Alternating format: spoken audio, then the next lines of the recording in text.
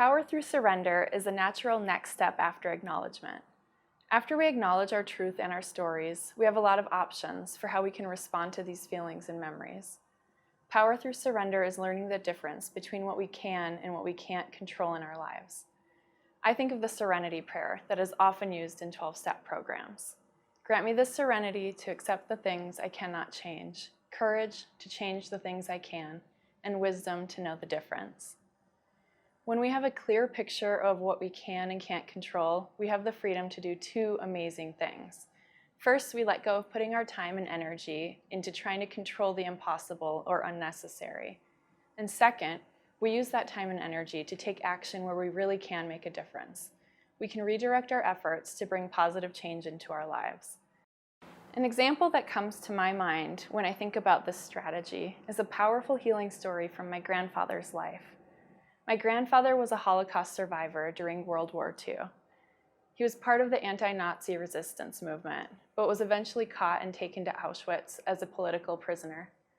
He witnessed and withstood torture and abuse regularly. He lost his home, many friends and family during this war, and weighed under 90 pounds by the time the war was over.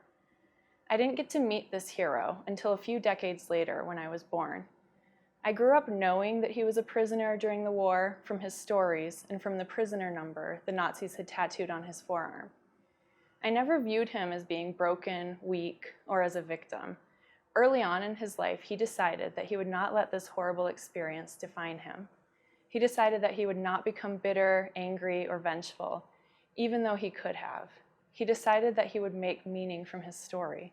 He was the kindest, most loving, and strongest man I ever met. He had to accept and grieve the losses of his friends and family to be able to move forward with the rest of his life. He would never be able to erase the fact that the war happened, but he found his own way to make sure that he took control of what his experiences would mean in his life. He would share his story with anyone who was willing to listen in order to build awareness and to teach about the consequences of war and ignorance. He also chose to live his life in peace and kindness. And through his example, he was able to teach many people that it is possible to put your broken pieces together and come out more beautiful in the end. Power through surrender is so important for healing because this is when survivors get to reclaim their power and realize that they get to write their own stories starting right now. In conclusion, I would like to share a story that exemplifies power through surrender.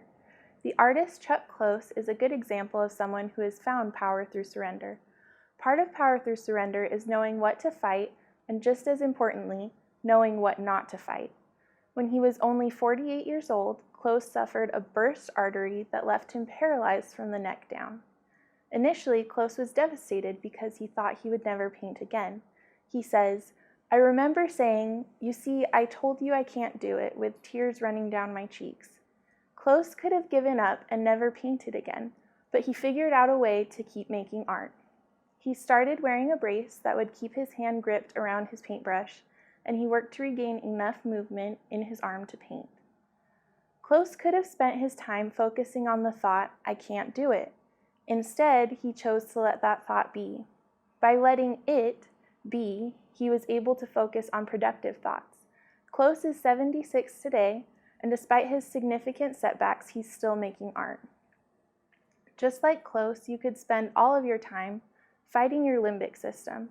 Instead, identify your trauma voice for what it is, and find power in moving forward and strengthening your prefrontal cortex.